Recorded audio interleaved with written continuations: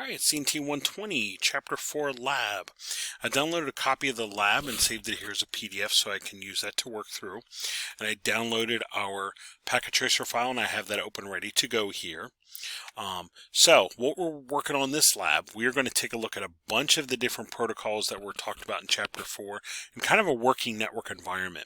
So we'll work through those, kind of a podcast at a time and hit each of those protocols as we go. So let's dig and take a look. Our network that we have this time is the typical Harrisburg to Philadelphia network. I have one or two notes here. There is an additional laptop we'll use towards the end of the lab. There's an additional laptop and server we'll use at the end of the lab. So just kind of hold off and don't worry about that they're not connected yet. We will connect those at the end of the lab for one of the last sections we do. All right. So first thing we want to take a look at is our Ethernet header. So we're going to generate traffic and we are going to capture it with our sniffer here and then take a look at those packets with that sniffer. That sniffer in Packet Tracer is simulating something like Wireshark, a protocol analyzer that you would run on a node connected to the network. And this shows actually a lot of the same information you would see in Wireshark, just in a little self-contained unit here in Packet Tracer. All right, so the first thing we are going to do is we're going to open that, and we want to capture some specific traffic. We're going to capture our ICMP traffic that we generate between two nodes. So we're going to click on the sniffer here. We'll go to the GUI tab. You notice there's no protocol selected now, which is good. We're going to do Edit Filters, and under the IP version 4, we're going to select ICMP. Ping traffic is part of ICMP, Internet Control Message Protocol. So we're going to generate some ping traffic, so this will capture that and kind of filter everything else out. I'm going to close that for now, slide to the side. What we want to do now is we want to ping the web server on the Philadelphia side. So we're going to open up Philadelphia laptop, open the desktop, make sure we have an IP, and then we're going to ping the web server 30.4. And I'll leave this handy so we can see that traffic hopefully generate. So Philadelphia laptop, I'm going to open that up. And then I'm just going to open the desktop and I'm going to quick look at the IP and make sure I do have a valid IP address, and I do. That is a usable IP address. And then I'll go to the command prompt and I'm going to ping this web server right here. Let me make this a little bit wider.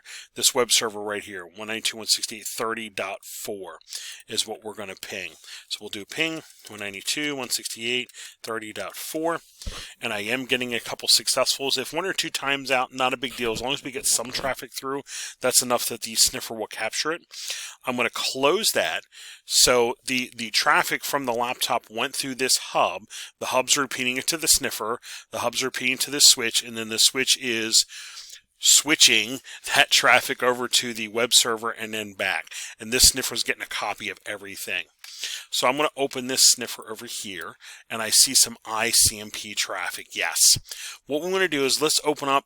It doesn't really matter at this time which one we open. I'll just open the first one here that I captured. And we want to look at the header fields in the Ethernet header. So let me open up the first one. I'm going to make this wider. And this is literally the contents of this frame, this ICMP packet, if you will. We see the Ethernet header. Then we see the IP header, then we see the ICMP traffic or data, if you will. We are interested in this point at the Ethernet header. So the first thing we want to take note of, and I tell you this in the lab, is look at all the header fields. Preamble, starter frame delimiter, source address, destination address, type data, and frame check sequence. So preamble and starter frame delimiter, in real life you would not actually be able to capture this, but Packet Tracer is showing this as a learning for us. So here's the preamble. This is the field that is literally doing like 101010 to get timing right for the destination node, because all of a sudden this frame of traffic comes out of nowhere to the destination node. The starter frame delimiter is basically a 1-1. It basically says, okay, we're done with all the timing. Anything here on out is real data we need to pay attention to. So the first field is the destination address, the MAC address of the destination node. This is probably the web server. That is probably the web server 9EDA. The source then would be the laptop that we sent it from. We'll see a type field. This lets us know the type of data that's inside, if you will. In this case, it's an IP packet, and so forth, so forth. Here would be the actual data. Well, the actual data is all of this stuff down here. and then the frame check sequence at the end. That's the trailer at the end that has it does a little mathematical calculation on the whole frame. The receiving end does the same mathematical calculation. If they come up with the same number, if you will, the same result, if you will, then they're like, hey, this data should be intact. There should not be errors. It's a real basic error check. So take note of all those first. And then we are specifically going to go look at the source and destination address field. So the actually the destination here, 9EDA, if I go look, let me see if I can hold the pointer over the web server over here. If I look at this, it should show on the right. Actually, if I get the right one, here we go. If I look at that, the destination, no, I think we looked at the source field. I apologize. Mr. Brown, destination address 9EDA. Let's see which one that is. Let's now look at our laptop. Is that 9EDA? Yeah, there we go. 9EDA. So this, in this case, this was the ICMP message coming back from the web server to the laptop because the destination's 9EDA. And then the source should be this over here, 2BCD. So if I look at that, the source should be 2BCD. There we go.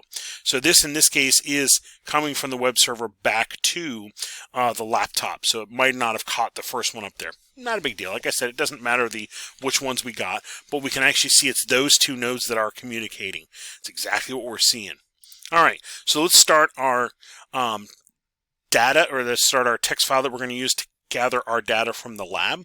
So I'm going to open up my notepad file, my text editor file.